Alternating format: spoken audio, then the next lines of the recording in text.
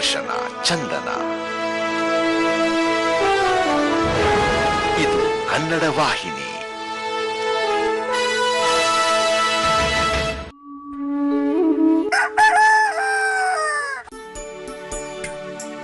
ಹೊಲವನುಳುವ ಯೋಗಿ ನೀನು,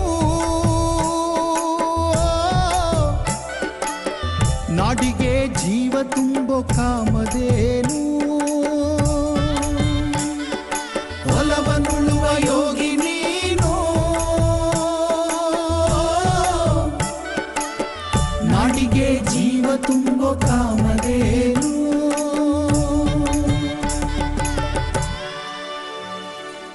ನೆಲದ ನೋವಾಗಿ ಕಾಲದ ಹೂವಾಗಿ ಹರಡುವವರು ನೀವಣ್ಣ, ಮಳೆಯಾಗಿ ಬೆಳೆಯಾಗಿ ಲೋಕಕ್ಕೆ ಬರುವಾಗಿ ಅನ್ನದ ಹಾಡಿನ ನಾಡ ಜೀವಗಳು ನೀವಣ್ಣ.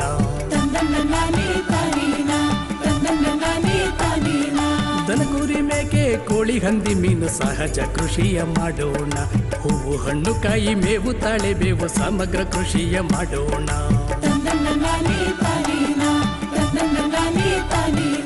ಟ್ರ್ಯಾಕ್ಟರ್ ಟಿಲ್ಲರ್ ಕುಯ್ಲಿನ ಯಂತ್ರ ಸುಧಾರಿತ ಕೃಷಿ ಮಾಡೋಣ, ಕೃಷಿಯಲ್ಲಿ ಒಕ್ಕಣೆ ವಿಂಗಡಣೆ ಮಾಡಿ ಅಧಿಕ ಲಾಭವ ಗಳಿಸೋಣ, ಸ್ವಾವಲಂಬಿಗಳಾಗೋಣ.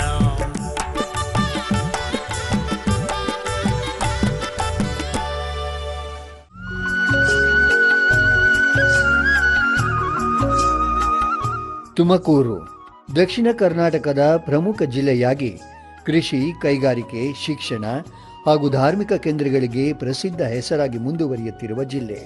ಕಲ್ಪತರ ನಾಡೆಂದೇ ಕರೆಯಲ್ಪಡುವ ಇಲ್ಲಿ ತೆಂಗಿನ ಕೃಷಿ ಮುಂಚೂಣಿಯಲ್ಲಿದೆ. ಇತರ ಪ್ರಮುಖ ಬೆಳೆಗಳಾಗಿ ರಾಗಿ, ಭತ್ತ, ಕಬ್ಬು, ಅಡಿಕೆ, ಬಾಳೆ, ಮಾವು ಹಾಗೆ ಇನ್ನಿತರ ತೋಟಗಾರಿಕಾ ಬೆಳೆಗಳನ್ನು ಇಲ್ಲಿ ನಾವು ಕಾಣಬಹುದು.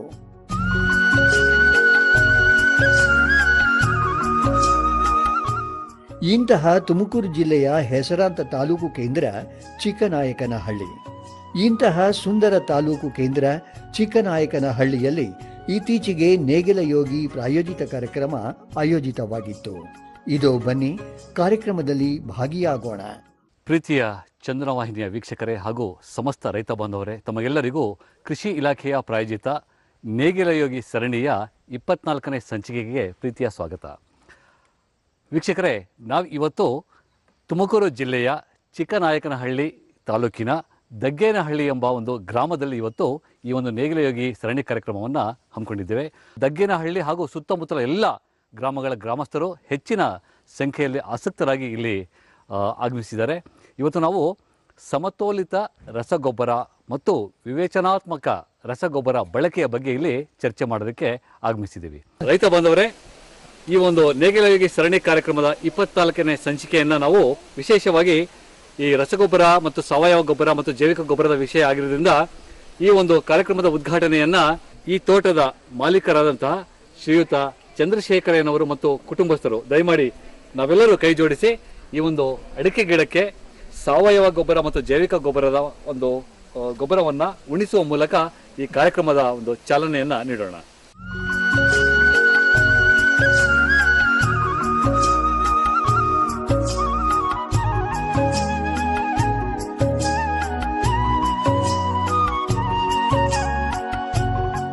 ನಾನು ಈ ಒಂದು ಕಾರ್ಯಕ್ರಮಕ್ಕೆ ಪ್ರಪ್ರಥಮವಾಗಿ ಸಂಪನ್ಮೂಲ ವ್ಯಕ್ತಿಗಳಾಗಿ ಶ್ರೀಯುತ ಶಿವರಾಜ್ ಕುಮಾರ್ ಅವರು, ಸಹಾಯಕ ಕೃಷಿ ನಿರ್ದೇಶಕರು, ಚಿಕ್ಕನಾಯಕನಹಳ್ಳಿ ತಾಲೂಕು, ಅವರು ಬಂದಿದ್ದಾರೆ. ಅವರಿಗೆ ನಿಮ್ಮೆಲ್ಲರ ಪರವಾಗಿ ಸ್ವಾಗತ ಕೋರೋಣ.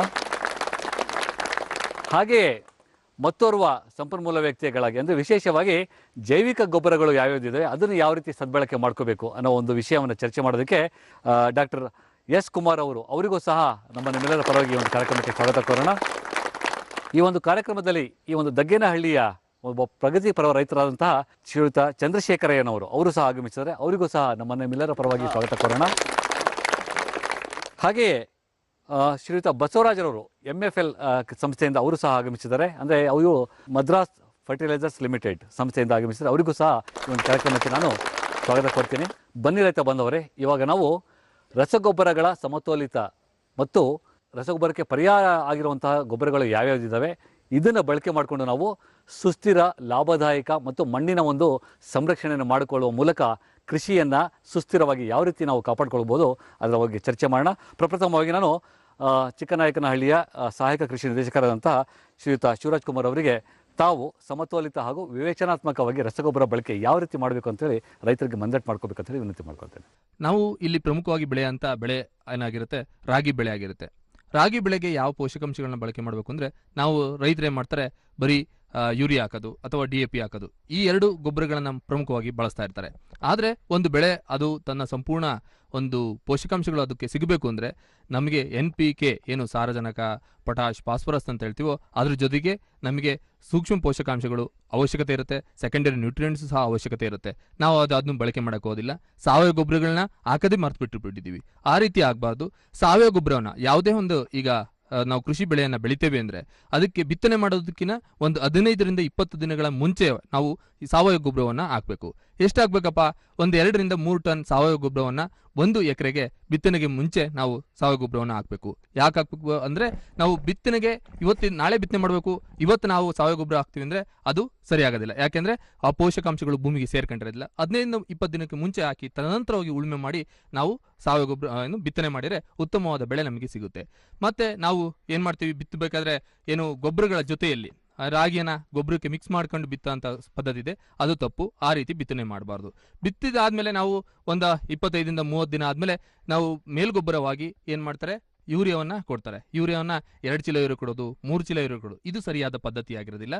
ಯೂರಿಯಾ 1 ಎಕರೆಗೆ ಒಂದು 22.5 kg ಅಷ್ಟೇ ನಮಗೆ 1 ಎಕರೆಗೆ ಯೂರಿಯಾ ಬೇಕಾಗಿರುತ್ತೆ. ಅದು ಮಾತ್ರ ಮೇಲುಗೊಬ್ಬರವಾಗಿ ನಾವು ನೀಡಬೇಕಾಗಿರುತ್ತೆ. ಹಾಗೆಯೇ ಮತ್ತೊಂದು ವಿಶೇಷವಾದಂತಹ ಒಂದು ಗೊಬ್ಬರಗಳ ಒಂದು ಸಮೂಹ, ಅದು ಯಾವ್ಯಾವು, ಅದು ಯಾವ ರೀತಿ ಅಂತ ಒಂದು ಸಂಯೋಜನೆ ಮಾಡಿ ಆ ಒಂದು ಅಂದರೆ ಈಗ ಫರ್ಟಿಗೇಷನ್ ಅಂತ ಹೇಳ್ತೀವಿ ನಾವು, ಅಂದರೆ ನೀರಿನ ಮುಖಾಂತರ ಅದನ್ನು ಪೂರೈಕೆ ಮಾಡ್ಬೋದು, ಅಥವಾ ಸಿಂಪಡಣೆ ಮಾಡೋದ್ರ ಮುಖಾಂತರನೂ ಪೂರೈಕೆ ಮಾಡ್ಕೋಬೋದು, ಅಥವಾ ನೇರವಾಗಿ ಮಣ್ಣಿಗೆ ಹಾಕುವ ಮೂಲಕನೂ ಸಹ ಒಬ್ಬ ರೈತ ಬೆಳೆಗಳಿಗೆ ಪೂರಕ ಮಾಡ್ಬೋದು ಅನ್ನೋದನ್ನು ನಮ್ಮ ಮಲ್ಟಿಪ್ಲೆಕ್ಸ್ ಸಂಸ್ಥೆಯ ಮುಖ್ಯಸ್ಥರಾದಂತಹ ಡಾಕ್ಟರ್ S ಕುಮಾರ್ ಅವರು ದಯಮಾಡಿ ಸರ್, ತಾವು ರೈತರಿಗೆ ಜೈವಿಕ ಗೊಬ್ಬರಗಳ ಮಹತ್ವ ಮತ್ತು ಅದರ ಸದ್ಬಳಕೆ, ಅದರಿಂದ ಆಗುವಂತಹ ಪ್ರಯೋಜನಗಳು ಏನೇನು ಅಂತೇಳಿ ಹೇಳ್ಕೊಡ್ಬೇಕು ಅಂತೇಳಿ. ಆತ್ಮೀಯರೇ, ಇಂದಿನ ಮುಖ್ಯ ವಿಚಾರ ಯಾವ ರೀತಿ ನಮ್ಮ ಭೂಮಿಯ ಆರೋಗ್ಯವನ್ನು ನಾವು ಕಾಪಾಡಬೇಕನ್ನೋದು ಬಹಳ ಮುಖ್ಯ ವಿಚಾರ ಆಗಿರೋದ್ರಿಂದ ನಾನು ಭೂಮಿಯ ಆರೋಗ್ಯ ಕಾಪಾಡಲಿಕ್ಕೆ ಯಾವ್ಯಾವ ವಿಧ ಇದೆ ಅಂತೇಳಿ ನಾನಿವತ್ತು 1-2 ಮಾತಲ್ಲಿ ಹೇಳ್ತೀನಿ. ಮೊದಲನೇದಾಗಿ, ಪ್ರಕೃತಿಯನ್ನು ನಾವು ಗೌರವಿಸಿ ಅದನ್ನು ಸದ್ಬಳಕೆ ಮಾಡಿಕೊಂಡರೆ ಅದಕ್ಕಿಂತ ಶಕ್ತಿಶಾಲಿ ಆಯುಧ ಇನ್ನೊಂದಿಲ್ಲ. ನಮಗೆಲ್ಲ ಗೊತ್ತಿದೆ, ಪ್ರಕೃತಿಯಲ್ಲೇ ಒಳ್ಳೆಯದು ಕೆಟ್ಟದ್ದು ಎಲ್ಲ ಇರೋದ್ರಿಂದ ಯಾವುದು ನಮ್ಮ ರೈತರಿಗೆ ಅದ್ಭುತವಾದ ಒಂದು ಶಕ್ತಿ ಇದೆ ಅಂತೇಳಿದ್ರೆ ಅದು ಪ್ರಕೃತಿಯಲ್ಲಿದೆ. ನಾವು ಒಂದು ಬೆಳೆ ಬೆಳಿಬೇಕಂದ್ರೆ ಮುಖ್ಯವಾಗಿ ಆರೋಗ್ಯಕರ ಮಣ್ಣು ಬಹಳ ಇಂಪಾರ್ಟೆಂಟ್. ಏನಂದರೆ ಆರೋಗ್ಯಕರ ಮಣ್ಣು ನಮ್ಮ ಬುನಾದಿ, ನಮ್ಮ ರೈತರ ಬುನಾದಿನೇ ನಮ್ಮ ಆರೋಗ್ಯಕರ ಮಣ್ಣು. ಅನೇಕ ಕಾರ್ಯಕ್ರಮಗಳನ್ನು ಇವತ್ತು ನಾವು ನೋಡ್ತಾ ಇದ್ದೀವಿ. ರಾಜ್ಯ ಸರ್ಕಾರ ಆಗಿರ್ಬೋದು, ಕೇಂದ್ರ ಸರ್ಕಾರ ಆಗಿರ್ಬೋದು, ಅನೇಕ ಕಾರ್ಯಕ್ರಮಗಳನ್ನು ಇವತ್ತು ತಂದಿದೆ. ಅದರಲ್ಲಿ ಮುಖ್ಯವಾಗಿ PM ಪ್ರಣಾಮ್ ಯೋಜನೆ ಆಗಿರ್ಬೋದು, ಇತ್ತೀಚೆಗೆ ಖೇತ್ ಬಚಾವ್ ಆಂದೋಲನ, ಅವೆಲ್ಲ ಏನಂತೇಳಿದ್ರೆ ಮಣ್ಣಿನ ಆರೋಗ್ಯವನ್ನು ಸುಧಾರಿಸ್ಕೊಳ್ಳೋದು, ಅದೇ ಅದರ ಮುಖ್ಯ ಉದ್ದೇಶ ಆಗಿತ್ತು. ಯಾವ ರೀತಿ ಮಣ್ಣಿನ ಆರೋಗ್ಯವನ್ನು ನಾವು ಸುಧಾರಿಸ್ಕೋಬೇಕು ಅಂತ ಬಂದರೆ, ನಾವು ಮಣ್ಣಿನ ಆರೋಗ್ಯವನ್ನು ಕಾಪಾಡ್ತಿಲ್ವ ರೈತ ಅಂತೇಳಿದ್ರೆ, ನಾವು ಮಣ್ಣಿನ ಆರೋಗ್ಯವನ್ನು ಕಾಪಾಡ್ತಾ ಇಲ್ಲ, ಮಣ್ಣಿನ ಆರೋಗ್ಯವನ್ನು ಹಾಳು ಮಾಡ್ತಿದ್ದೀವಿ ಅಲ್ವಾ. ಇದು ಹೇಳಲಿಕ್ಕೆ ತುಂಬ ಕಷ್ಟ ಆಗುತ್ತೆ. ನಾನು ಒಬ್ಬ ರೈತನ ಮಗನಾಗಿ ಹೇಳ್ತಾ ಇದ್ದೀನಿ.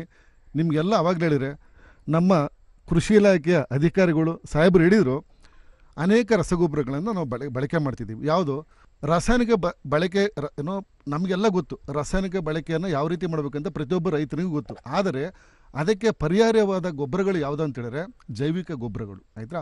ಅದ್ರ ಬಗ್ಗೆ ಸಂಕ್ಷಿಪ್ತವಾಗಿ 2 ಮಾತಲ್ಲಿ ಹೇಳ್ತೀನಿ. ಒಂದು ಬೆಳೆ ಬೆಳಿಬೇಕಂದ್ರೆ 17 ಪೋಷಕಾಂಶಗಳ ಅಗತ್ಯವಿದೆ. ನೋಡಿ, ಈ 17 ಪೋಷಕಾಂಶದಲ್ಲಿ 17 ಪೋಷಕಾಂಶಗಳು ನಮ್ಮ ಸುತ್ತಮುತ್ತ ವಾತಾವರಣದಲ್ಲಿ ಇದೆ. ನೀವೆಂದೂ ಅದನ್ನು ಹೋಗಿ ಅಂಗಡಿಯಲ್ಲಿ ಕೊಂಡ್ಕೊಂಬರೋದು ಏನೋ ಅವಶ್ಯಕತೆ ಇಲ್ಲ. ಯಾಕೆ ಹೇಳ್ತೀನಿ ಅಂತೇಳಿದ್ರೆ, ಮಣ್ಣಿನ ಮುಖಾಂತರ ಸಿಗೋ ಪೋಷಕಾಂಶ 17 ಪೋಷಕಾಂಶದಲ್ಲಿ ಮಣ್ಣಿನ ಮುಖಾಂತರ ಸಿಗೋ ಪೋಷಕಾಂಶಗಳು ಅತ್ಯಧಿಕ.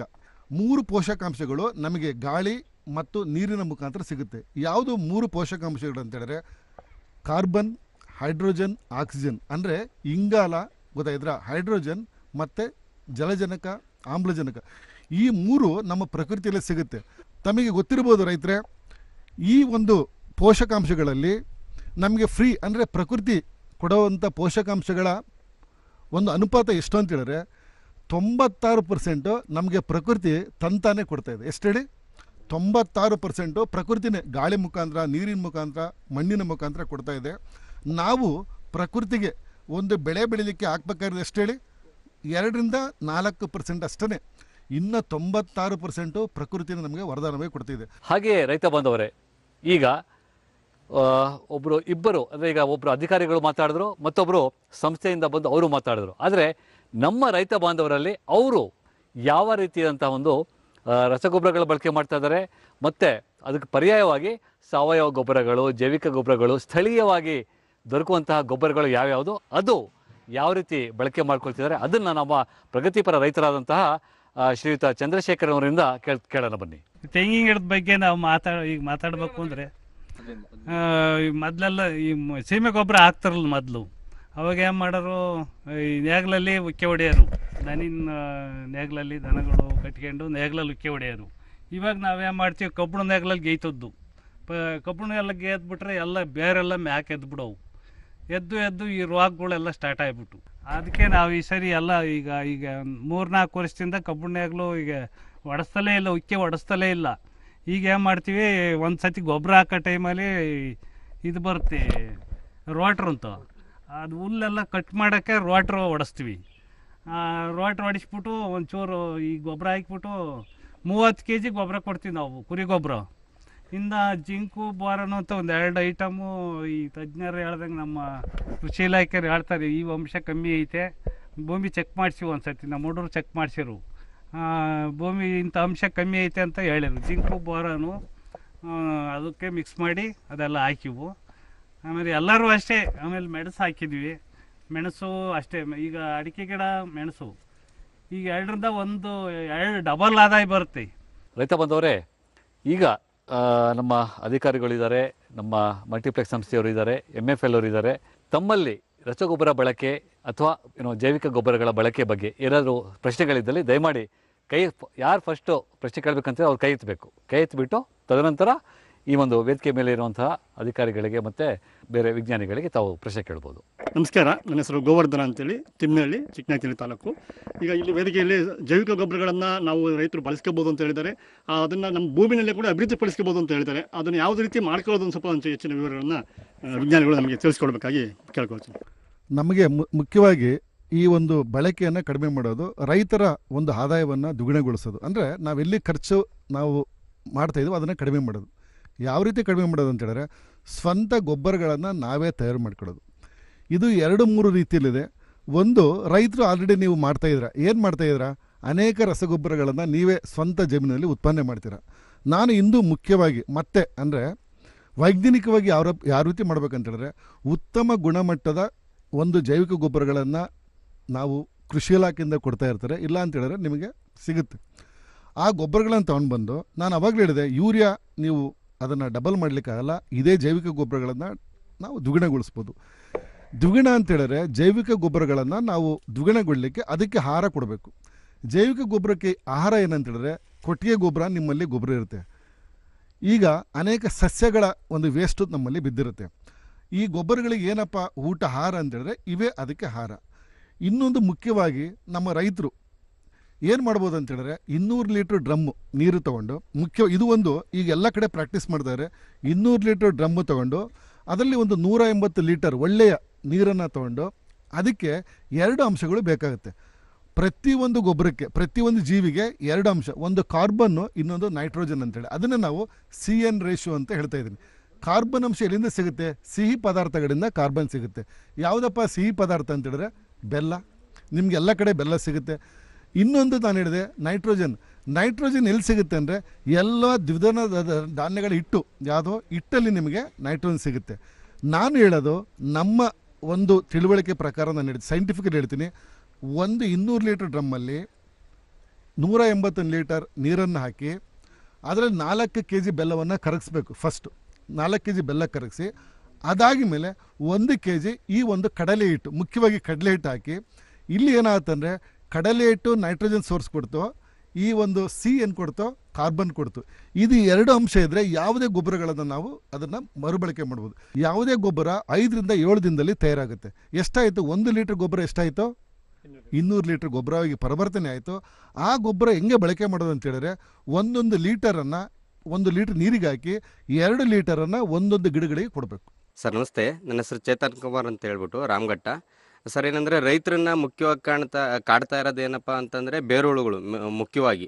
ಸರಿ, ಬೇರುಹುಳುಗಳ ನಿಯಂತ್ರಣಕ್ಕೆ ನಾವು ಜೈವಿಕವಾಗಿ ಏನಾದರೂ ಉಪಚಾರ ಮಾಡ್ತೀವಿ ಅಂತಂದರೆ ಏನನ್ನು ಮಾಡ್ಬೋದು ಸರ್? ಬೇರುಹುಳು ಅತ್ಯಂತ ಒಂದು ಕಠಿಣವಾದ ಒಂದು ಸಮಸ್ಯೆ. ಅದು ನೀವು ಅಷ್ಟು ಈಸಿಯಾಗಿ ಯಾವುದೇ ಒಂದು ಕ್ರಾಪ್ ತಗೊಳ್ಳಿ, ಯಾವುದೇ ಒಂದು ಸಸ್ಯ ತಗೊಳ್ಳಿ, ಬೇರುಹುಳು ಸಮಸ್ಯೆ ಇದ್ದಿರುತ್ತೆ.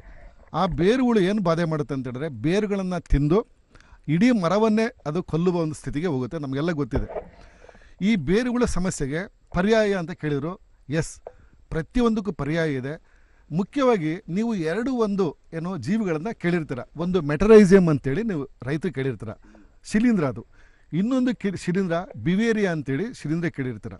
ಆ ಶಿಲೀಂಧ್ರ ಏನಂತೇಳಿದ್ರೆ, ಈ ಥರ ಹುಳುಗಳ ಮೇಲೆ ಆಕ್ರಮಣ ಮಾಡಿ ಆ ಬೇರೆ ಹುಳುಗಳನ್ನು ಕೊಲ್ಲುವ ಒಂದು ಶಿಲೀಂಧ್ರ. ಆ ಶಿಲೀಂಧ್ರವನ್ನು 2 ರೀತಿಯಲ್ಲಿ ತಾವು ಯೂಸ್ ಮಾಡ್ಬೋದು. ಕೃಷಿ ಇಲಾಖೆಯಲ್ಲೂ ಸಹ ಸಿಗುತ್ತೆ. ಆಮೇಲೆ ಬೇರೆ ಬೇರೆ ಕಂಪ್ನಿಗಳು ಸಹ ಅದನ್ನು ಉತ್ಪಾದನೆ ಮಾಡ್ತಾ ಇದ್ದಾವೆ.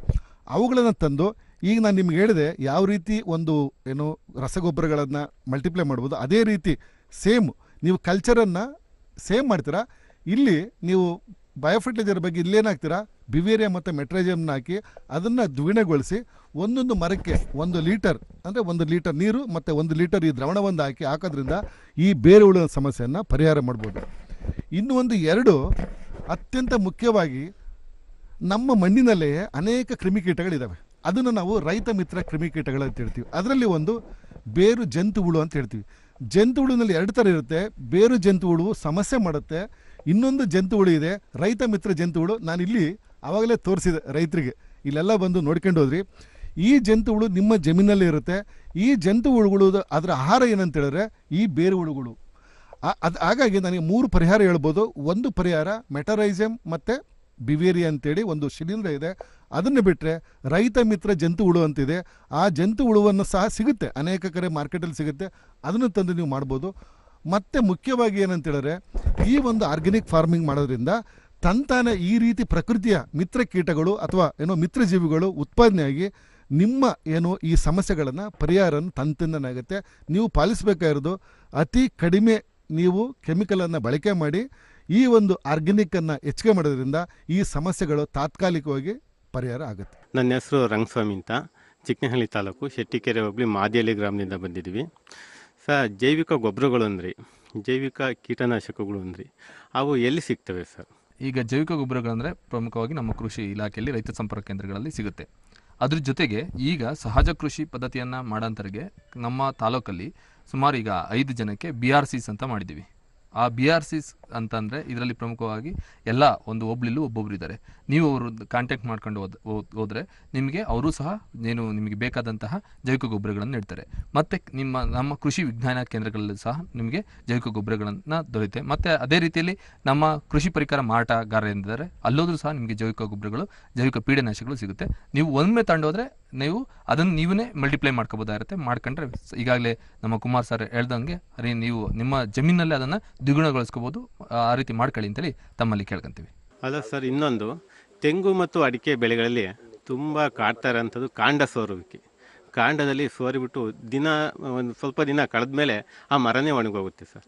ತೆಂಗಲ್ಲೂ ಕೂಡ ಈ ಕಾಯಿಲೆ ಇದೆ, ಅಡಿಕೆಲೂ ಕೂಡ ಈ ರೋಗ ಇದೆ. ಇದಕ್ಕೆ ಪರಿಹಾರ ಏನು ಸರ್? 2 ರೀತಿಯ ಸಮಸ್ಯೆ. ಇದು ಒಂದು ಗ್ಯಾನೋಡರ್ಮಾ ಅಂತೇಳಿ ನಿಮಗೆ ಒಂದು ಶಿಲೀಂಧ್ರ. ಇದು ನೋಡಿ, ಅದಕ್ಕೆ ಹೇಳಿದ್ದು ನಾನು, ಒಳ್ಳೆಯ ಶಿಲೀಂಧ್ರನೂ ಇದೆ ಮತ್ತು ಕೆಟ್ಟ ಶಿಲೀಂಧ್ರನೂ ಇದೆ ಅಂತೇಳಿ. ಗ್ಯಾನೋಡರ್ಮಾದಿಂದ ಬರೋ ಶಿಲೀಂಧ್ರ ಬರ್ಬೋದು. ಇಲ್ಲ ಅಂತೇಳಿದ್ರೆ ಕೆಂಪು ಮೂತಿ ಹುಳಿ, ನಿಮಗೆ ಗೊತ್ತಿದೆ ಅಡಿಕೆ ತೆಂಗಿನಲ್ಲಿ ಒಂದು ಕೆಂಪು ಮೂತಿ ಹುಳ ಅಂತ ಇರುತ್ತೆ. ಅದು ಸಹ ಕೊರೆದಾಗ ಕಾಂಡದಲ್ಲಿ ಈ ರೀತಿ ಸಮಸ್ಯೆಗಳು ಬರುತ್ತೆ. ಮೊದಲಿಗೆ ನಾವು ವೈಜ್ಞಾನಿಕವಾಗಿ ನೋಡಬೇಕು, ಇದು ಕೀಟದಿಂದ ಬಂದಿದೆಯೋ ಸಮಸ್ಯೆ ಅಥವಾ ರೋಗದಿಂದ ಬಂದಿದೆಯೋ ಸಮಸ್ಯೆ. ಅದು ಯಾವ ರೀತಿ ಗೊತ್ತಾಗುತ್ತೆ ಅಂದರೆ, ಕೀಟದಿಂದ ಬಂದಿರೋ ಸಮಸ್ಯೆ ಆಗಿದ್ದರೆ ಅದರಿಂದ ಆ ಕೀಟದ ಒಂದು ವೇಸ್ಟ್ ಹೊರಗಡೆ ಬರ್ತಾ ಇರುತ್ತೆ, ತಾವೆಲ್ಲ ಗೊತ್ತಿದೆ. ಅದೇ ಒಂದು ಈ ಒಂದು ಕಾಂಡದ ಸಮಸ್ಯೆ ರೋಗದಿಂದ ಬಂದಿದ್ರೆ ಅದರಿಂದ ಒಂದು ದ್ರವ ಹೊರಗಡೆ ಬರ್ತಾ ಇರುತ್ತೆ. ಇದಕ್ಕೆ ಪರಿಹಾರ 2 ಥರ ಇದೆ. ಒಂದು ಜೈವಿಕ ನಿಯಂತ್ರಣ, ಇನ್ನೊಂದು ರಾಸಾಯನಿಕ. ನಾನು ರಾಸಾಯನಿಕ ಬಗ್ಗೆ ಹೇಳಲ್ಲ, ಯಾವುದೇ ಅಂಗಡಿಗೆ ಹೋದ್ರೂ ಒಂದು ಫಂಜಿಸೈಡನ್ನು ಕೊಡ್ತಾರೆ. ನಾನು ಜೈವಿಕ ನಿಯಂತ್ರಣದಲ್ಲಿ ಅತ್ಯಂತ ಉಪಯುಕ್ತವಾದ ಜೈವಿಕ ನಿಯಂತ್ರಣ ಈ ಒಂದು ಸಮಸ್ಯೆಗಳಂತೇಳಿದ್ರೆ ಟ್ರೈಕೋಡರ್ಮ. ನಾನು ಅವತ್ತು ಹೇಳಿದೆ, ಈ ಟ್ರೈಕೋಡರ್ಮ ಶಿಲೀಂಧ್ರವನ್ನು ನೀವು ಮಣ್ಣಿಗೆ ಯಥೇಚ್ಛವಾಗಿ ಸೇರಿಸೋದ್ರಿಂದ ಕಾಲಕ್ರಮೇಣ ಈ ಸಮಸ್ಯೆ ಪರಿಹಾರ ಆಗುತ್ತದೆ. ಇದಕ್ಕೆ ಏನು ಉತ್ತಮ ಉದಾಹರಣೆ ಅಂತ ಹೇಳಿದ್ರೆ, ಈ ಒಂದು ಒಳ್ಳೆಯ ಶಿಲೀಂಧ್ರಗಳು ಹೆಚ್ಚಿಗೆ ಆದಂಗೆ ಕೆಟ್ಟ ಶಿಲೀಂಧ್ರಗಳು ಕಡಿಮೆ ಆಗ್ತಾ ಹೋಗುತ್ತೆ. ಇದೇ ಅದಕ್ಕೆ ಪರಿಹಾರ. ಇದು ಒಂದು ದಿನದಲ್ಲಿ ಆಗೋ ಸಮಸ್ಯೆ ಅಲ್ಲ. ಇದನ್ನು ಈ ರೀತಿ ರೈತರು ಯಾವ ರೀತಿ ಪ್ರಾಕ್ಟೀಸ್ ಮಾಡಿರಲ್ಲ ಆ ರೀತಿ ಮಾಡೋದ್ರಿಂದ ಈ ಸಮಸ್ಯೆಗೆ ಪರಿಹಾರ ಇದೆ. ನನ್ನ ಹೆಸರು ಲಾವಣ್ಯ, ನಮ್ಮದು ಬಂದ್ರಹಳ್ಳಿ. ಸರ್, ತೆಂಗಿನ ಮರದ ಗರಿನಲ್ಲಿ ಕಪ್ಪು ಕಲೆ ರೋಗ ಇರುತ್ತಲ್ಲ, ಅದಕ್ಕೆ ಪರಿಹಾರ? ಅವ್ರು ಹೇಳಿದರು ಬಿಳಿ ನೊಣ ಅಂತ ನೀವು ಹೇಳಿಬಿಟ್ರಿ. Very good. ಅಷ್ಟು ಜ್ಞಾನ ಇದ್ದರೆ ಸಾಕು. ಬಿಳಿ ನೊಣ ಒಂದು ಕೀಟ. ನಿಮಗೆ ಗೊತ್ತಿದೆ, ಬಿಳಿ ನೊಣ ಅಂತ ಹೇಳ್ತೀವಿ, ಬಟ್ ಅದು ನೊಣದ ಜಾತಿ ಅಲ್ಲ, ಅದು ಒಂದು ಕೀಟ. ಬಿಳಿ ನೊಣದ ಬಾಧೆ ಬರೋದ್ರಿಂದ ತೆಂಗಿನ ಗರಿ ಏನಾಗುತ್ತೆ ಅಂದರೆ ಅವು ರಸ ಇರುವ ಕೀಟ ಜಾತಿ ಸೇರುತ್ತೆ. ಬಿಳಿ ನೊಣ ಯಾವುದು ಅಂತೇಳಿದ್ರೆ ಅದು ಒಂದು ರಸ ಇರುವ ಕೀಟಗಳು. ರಸ ಇರುವ ಕೀಟಗಳು ಸಮಸ್ಯೆ ಏನಂತೇಳಿದ್ರೆ ಅದರಲ್ಲಿ ಎರಡು ಸಮಸ್ಯೆ ಇದೆ. ಒಂದು ಕೀಟದಿಂದ ಸಮಸ್ಯೆ, ರಸ ಇರೋದ್ರಿಂದ ಗಿಡಗಳ ಬೆಳವಣಿಗೆ ಕುಂಠಿತ ಆಗುತ್ತೆ. ಆಮೇಲೆ ತೆಂಗಿನ ಗರಿ ಒಂದು ಸ್ವಲ್ಪ ಬಿಳಿ ಬಣ್ಣಕ್ಕೆ ತಿರುಗುತ್ತೆ. ಇನ್ನೊಂದು, ಆ ರಸ ಇರುವ ಕೀಟ ಬಂದಮೇಲೆ ಕಪ್ಪು ಕಪ್ಪು ಒಂದು ಅದರಲ್ಲಿ ಶಿಲೀಂಧ್ರ ಬೆಳೆಯುತ್ತಲ್ವ, ಅದು ಶಿಲೀಂಧ್ರ ರೋಗಕಾರಕ ಶಿಲೀಂಧ್ರ ಅಲ್ಲ. ಆ ಶಿಲೀಂಧ್ರ ಬೆಳೆಯೋದ್ರಿಂದ ಪ್ರಾಬ್ಲಮ್ ಏನಂತೇಳಿದ್ರೆ ದ್ವಿತೀಯ ಸಂಶ್ಲೇಷಣೆಗೆ ಏನು ನೀವು ಫೋಟೋಸಿಂಥಸಿಸ್ ಅಂತೇಳಿ ಅದನ್ನು ಕಡಿಮೆ ಆಗ್ತಾ ಹೋಗುತ್ತೆ. ಹಾಗಾಗಿ ಮರದಲ್ಲಿ ಇಳುವರಿ ಕಡಿಮೆ ಆಗುತ್ತೆ. ಇದು ಒಂದು ಪರಿಹಾರ. ಅದಕ್ಕೆ ಏನು ಪರಿಹಾರ ಅಂತೇಳಿ ನೀವು ಕೇಳ್ತೀರ. ಇದಕ್ಕೆ 2-3 ಪರಿಹಾರ ಇದೆ. ಒಂದು ಮತ್ತೆ ರಾಸಾಯನಿಕ ಮತ್ತು ಜೈವಿಕ ನಿಯಂತ್ರಣ. ರಾಸಾಯನಿಕ ನಿಯಂತ್ರಣ ಏನು ಅಂತ ಹೇಳಿದ್ರೆ ಅದ್ರ ಬಗ್ಗೆ ಎಲ್ಲ ನೀವು ಕೃಷಿ ಇಲಾಖೆಯಲ್ಲಿ ಹೋದ್ರೂ ಹೇಳ್ತಾರೆ, ಎಲ್ಲ ಕಡೆ. ಇದಕ್ಕೆ ನಾನು ಜೈವಿಕ ನಿಯಂತ್ರಣದ ಬಗ್ಗೆ ಹೇಳ್ತೀನಿ. ಪ್ರತಿಯೊಂದು ಜೀವಿಗೂ ಅದರದೇ ಆದ ಒಂದು ಪಥ್ಯಾಮ್ಲ ಜೀವಿಗಳು ಇದೆ ನಮ್ಮ ಒಂದು ಏನೋ ಇದರಲ್ಲಿ ವಾತಾವರಣದಲ್ಲಿ. ಇದಕ್ಕೆ 2 ರೀತಿ ಮಾಡ್ಬೋದು. ಬೇವಿನ ಬೀಜದ ಕಷಾಯ 4% ಇರುತ್ತೆ. ಅದನ್ನು ಬಿಟ್ಟರೆ ನಾವು ಬೇವಿನ ಬೀಜದ ಒಂದು ಏನೋ ನೀಮ್ ಆಯಿಲ್ ಅಂತ ಸಿಗುತ್ತೆ. ಅದು ನಿಮ್ಮ ಪ್ರತಿಯೊಂದು ಅಂಗಡಿಯಲ್ಲಿ ಕೃಷಿ ಇಲಾಖೆಯನ್ನು ಸಹ ಕೊಡ್ತಾರೆ. ಅದರಲ್ಲಿ 300 PPM ಅಂತ ಬರುತ್ತೆ, 10,000 PPM ಅಂತ ಬರುತ್ತೆ, 1,500 PPM ಅಂತ ಬರುತ್ತೆ. ಬೇವಿನ ಬೀಜದ ಒಂದು ಎಣ್ಣೆ 300 PPM ಇದ್ದರೆ ಅದನ್ನು ನೀವು ಪ್ರತಿಯೊಂದು ಲೀಟ್ರಿಗೆ 5 ml ಬಳಕೆ ಮಾಡಬೇಕು. 1,500 PPM ಅಂತಿದ್ರೆ ಅದನ್ನು 2.5 ml ಬಳಕೆ ಮಾಡಬೇಕು. 10,000 PPM ಅಂತ ಬರುತ್ತೆ, ಅದನ್ನು ನೀವು 1-2 ml ಬಳಕೆಯನ್ನು ಮಾಡಬೇಕು. ಇದು ಒಂದು ಸರಿ ಮಾಡೋದ್ರಿಂದ ಕಂಟ್ರೋಲ್ ಆಗಲ್ಲ, ಪದೇ ಪದೇ ಬಳಕೆ ಮಾಡಬೇಕು. ಇಲ್ಲಿ ಇನ್ನೊಂದು ಸಮಸ್ಯೆ ಹೇಳ್ತೀನಿ. ಗಿಡ ದೊಡ್ಡದಾಗಿದ್ರೆ ನೀವು ಹೇಳ್ತೀರಾ ತುಂಬ ದೊಡ್ಡ ಗಿಡ ಇದ್ದರೆ ಇದನ್ನು ಬಳಕೆ ಮಾಡಲಿಕ್ಕಾಗಲ್ಲ. ಆವಾಗ ನಮ್ಮ ಪರಿಹಾರ, ನೀವು ಬೇವಿನ ಬೀಜದ ಹಿಂಡಿ ಅದನ್ನು ಬಳಕೆ ಮಾಡ್ತಾ ಹೋದರೆ ಸಸ್ಯಗಳ ತಂತಾನೆ ಈ ಒಂದು ನಿಯಂತ್ರಣ ಕಡಿಮೆ ಆಗುತ್ತೆ. ನನ್ನ ಹೆಸರು ಅಶೋಕ್ ಕುಮಾರ್ ಅಂತ, ನಮ್ಮದು ಚಿಕ್ಕನಾಯಕನಹಳ್ಳಿ ತಾಲೂಕು, ಕೋಡಿಪಾಳ್ಯ ಗ್ರಾಮ. ಸರ್, ಈಗ ಹೊಸ್ದಾಗೆ ಯೂರಿಯಾ ಮತ್ತು ಗೊಬ್ಬರವನ್ನು ಯಾವ ಥರ ತಗೋಬೇಕು ಅನ್ನೋದು ಮೊಬೈಲ್ ಆಗಿದ್ರೆ ಮಾಡಿದಾರಂತೆ ಆ್ಯಪಲ್ಲಿ. ಅದು ಯಾವ ಥರ ತಗೊಂಡು ಅನುಕೂಲ ಆಗುತ್ತೆ ಸರ್, ಅದ್ರ ಬಗ್ಗೆ ಮಾಹಿತಿ ಕೊಡಿ ಸರ್. ನೀವು ಕೇಳಿದ ಪ್ರಶ್ನೆ ಅತ್ಯಂತ ಸಮಂಜಸವಾದ ಪ್ರಶ್ನೆ. ಈ ಒಂದು ಸಮಯಕ್ಕೆ ಅತ್ಯಂತ ಅವಶ್ಯಕವಾಗಿರುತ್ತೆ. ಯಾಕಪ್ಪ ಅಂದರೆ ನಮ್ಮ ತುಮಕೂರು ಜಿಲ್ಲೆ ಮತ್ತು ಚಿತ್ರದುರ್ಗ ಜಿಲ್ಲೆಯನ್ನು ಪ್ರಮುಖವಾಗಿ ನೋಡಲ್ ಜಿಲ್ಲೆಗಳು ಅಂತೇಳಿ ಗುರುತು ಮಾಡಿದ್ದಾರೆ. ಇಲ್ಲಿ ನಾವು ಯೂರಿಯಾ ಗೊಬ್ಬರವನ್ನು ನಾವು ಖರೀದಿ ಮಾಡಬೇಕು ರೈತರು ಅನ್ನೋದಾದರೆ ಒಂದು FSAS ಆ್ಯಪ್ ಅಂತ ಬಂದಿದೆ. ಈ ಆ್ಯಪ್ ಮುಖಾಂತರವಾಗಿ ನಿಮಗೆ ಎಷ್ಟು ಯೂರಿಯಾ ಬೇಕು, ಎಷ್ಟು ಅಂದರೆ ನನಗೆ 10 ಚೀಲ ಬೇಕು 20 ಚೀಲ ಬೇಕು ಅಂತ ಯೂರಿಯಾ ಅಲ್ಲ, ಎಕರೆಗೆ 1 ಚೀಲ ಯೂರಿಯಾ ಬಳಕೆ ಆಗುವಂತೆ ನೀವು ಆ್ಯಪ್ ಮುಖಾಂತರ ನೀವು ಏನಾದರೂ ಇದು ಮಾಡಿದರೆ, ಡಿಮ್ಯಾಂಡ್ ಕ್ರಿಯೇಟ್ ಮಾಡಿದರೆ, ನಮಗೆ ಇಷ್ಟು ಯೂರಿಯಾ ಬೇಕು, ನಂದು 4 ಎಕರೆ ಜಮೀನಿದೆ, ನನಗೆ ಯೂರಿಯಾ ಬೇಕು ಅನ್ನೋದು FSAS ನಿಮ್ಮ ಮೊಬೈಲಲ್ಲೇ ಡೌನ್ಲೋಡ್ ಮಾಡ್ಕೊಂಡು ನಿಮ್ಮದು ಸರ್ವೆ ನಂಬರ್ ಕೇಳುತ್ತೆ. ನಿಮ್ಮ ಸರ್ವೆ ಇಷ್ಟು ಜಮೀನು ಅಂತ ಹಾಕಿ ಇಷ್ಟು ಏನಾದರೂ ಆಧಾರ್ ಕಾರ್ಡ್ ನಂಬರ್ ಹೊಡೆದು ನಮಗೆ ಇಷ್ಟು ಯೂರಿಯಾ ಬೇಕು ಅನ್ನೋದಾದರೆ ಅದೊಂದು QR ಕೋಡ್ನ ಜನರೇಟ್ ಮಾಡುತ್ತೆ. ಅದು ಒಂದು ಪರ್ಟಿಕ್ಯುಲರ್ಲಿ ನಿನಗೆ ರೇಣುಕಾ ಟ್ರೇಡರ್ಸ್ ಯಾವುದೋ ಒಂದು ಅಂಗಡಿ, ಅಲ್ಲಿಗೆ ಹೋಗಿ ನನಗೆ ಗೊಬ್ಬರ ಬೇಕು, ಇಲ್ಲ ನಮ್ಮದು ಸೊಸೈಟಿ ಇಲ್ಲಿಗೆ ಹೋಗಿ ಗೊಬ್ಬರ ಬೇಕು ಅನ್ನೋದಾದ್ರೆ ನೀವು ಅಲ್ಲಿ ಹಾಕಿದರೆ ಆ QR ಕೋಡ್ ನೀವು ಡಿಮ್ಯಾಂಡ್ ಕ್ರಿಯೇಟ್ ಮಾಡ್ಬೋದು.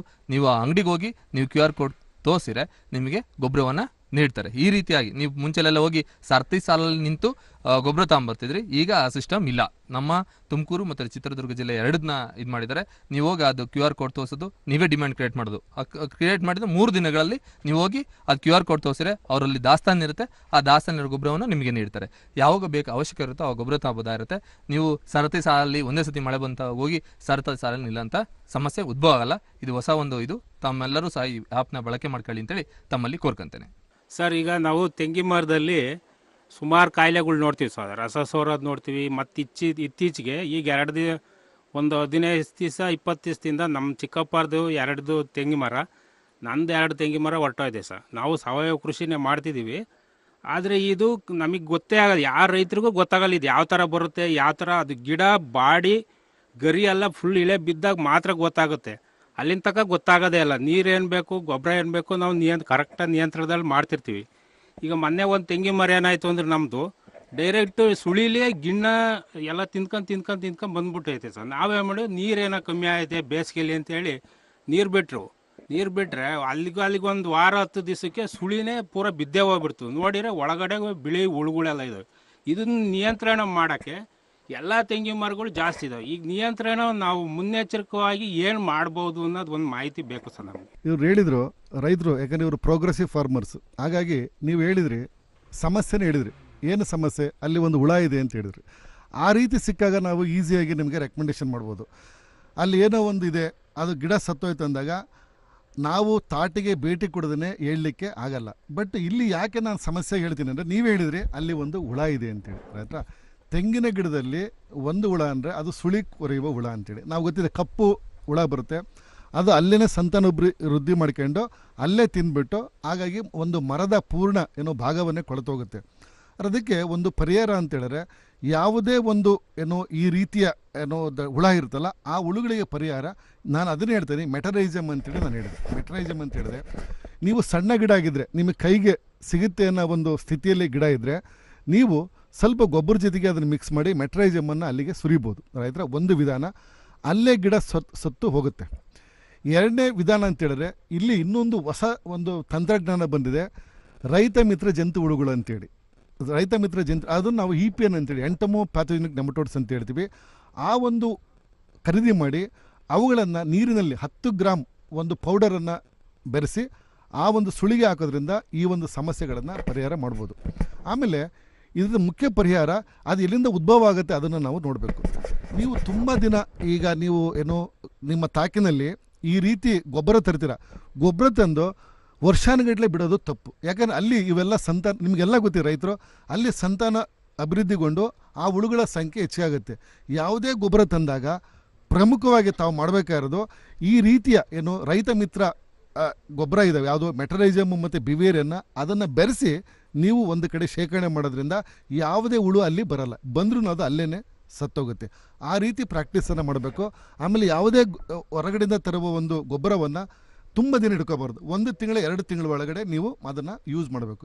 ಯಾಕಂದರೆ ಅಲ್ಲಿ ಬಿಟ್ಟರೆ ಮತ್ತೆ ಅಲ್ಲಿ ಸಂತಾನ ಅಭಿವೃದ್ಧಿಗೊಂಡು ಮತ್ತೆ ಇಡೀ ಹೊಲಕ್ಕೆ ಅದು ಹರಡುತ್ತೆ.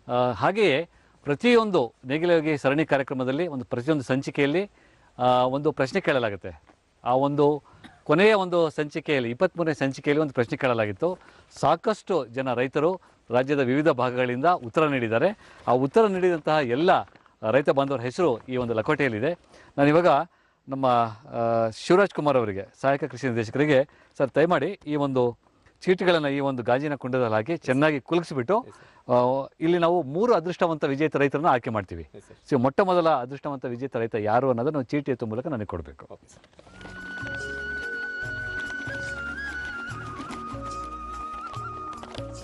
ಈ ಲಕೋಟೆ ಖಾಲಿಯಾಗಿರೋದನ್ನ ಸ್ವಲ್ಪ ಎಲ್ರಿಗೂ ತೋರಿಸ್ಬೇಕು ತಾವು.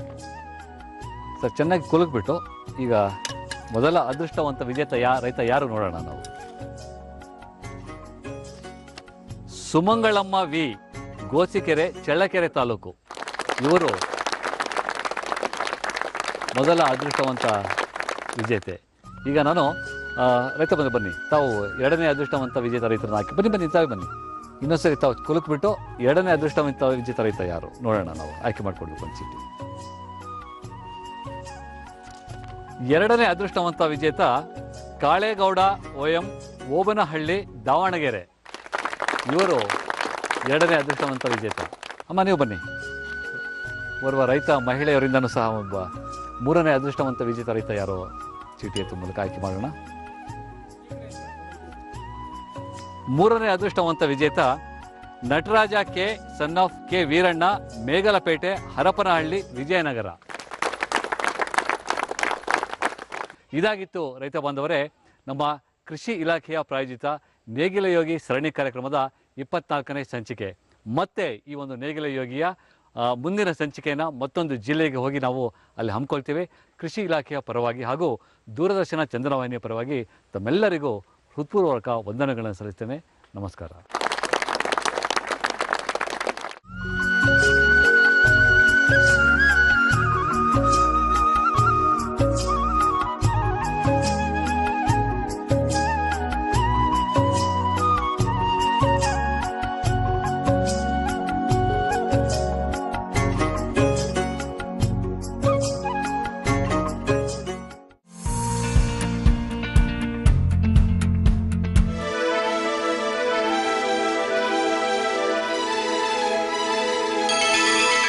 ಬಾರಿಸು ಕನ್ನಡ ಡಿಂಡಿ